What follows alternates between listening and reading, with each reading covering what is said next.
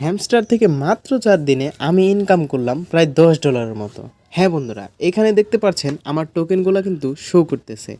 আমার এখানে total token হয়েছে 121 এবং এগুলো আমি কিভাবে পেয়েছি নিচে দেখতে পাচ্ছেন। আমার প্যাসিভ ইনকাম থেকে আসছে 103টা টোকেন এবং আর্ন টাস্ক থেকে তেমন কিছু আসেনি। ফ্রেন্ড ইনভাইট থেকে আসছে 9টা টোকেন এবং কি থেকে আসছে 8টা টোকেন।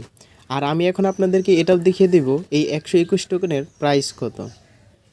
আর আমি যে 4 দিন কাজ করেছি সেটার প্রমাণ আমি আপনাদেরকে দিচ্ছি। এখানে দেখেন সিজন 2 যে নতুন ইভেন্টটা চলে এসেছে, এখানে কিন্তু উপরে আপনারা দেখতে পাচ্ছেন মেমোরিজ। তো মেমোরিজ আমি ক্লিক করলাম, ক্লিক করার পর এখান থেকে নেক্সট ক্লিক করলাম। এখানে কিন্তু বন্ধুরা দেখতে পাচ্ছেন আমি মাত্র 4 দিন কাজ করেছি হ্যামস্টার কম্বাটে এবং আমি পেয়ে গেছি $10, যা প্রায় 1000 টাকার সমান। তো এটা আমি আপনাদেরকে এখন দেখিয়ে দিব কিভাবে এটা $10। আমার টোকেন হচ্ছে আপনারা দেখলেনই যে দেখাচ্ছি। আমার টোকেন কিন্তু এখানে দেখতে পাচ্ছেন 121। তো এই টোকেনটার প্রাইস কত চলুন দেখে নিই। তো এটার প্রাইস দেখার জন্য আমাদের প্রথমে যেতে হবে এইখান থেকে যে কোনো একটি ক্রোম ব্রাউজারে। তো চলে গেলাম, যাওয়ার পরে এখানে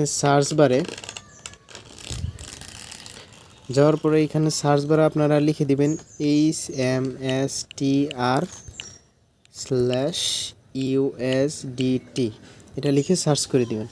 সার্চ করার পর প্রথমেই কিন্তু একটা ওয়েবসাইট দেখতে পাচ্ছেন, এখানে একটি ট্যাপ করে দিবেন। তো আমি কিছুক্ষণ আগে মার্কেটে আসছিলাম, তখন এই হ্যামস্টার কয়েনটা আপে ছিল, কিন্তু এখন একটু ডাউনে চলে গেছে। সমস্যা নেই, আপনারা চিন্তা করবেন না, এটা এক এক সময় এক এক রকম হয়ে থাকে। তো এখন একটু ডাউনে চলছে, তাও এটা দিয়ে দেখি আমি কত ডলার পাবো। তো আমি ফার্স্টে এটাকে কপি করে নিলাম। কপি করার পর আমি সরাসরি চলে যাব এইখান থেকে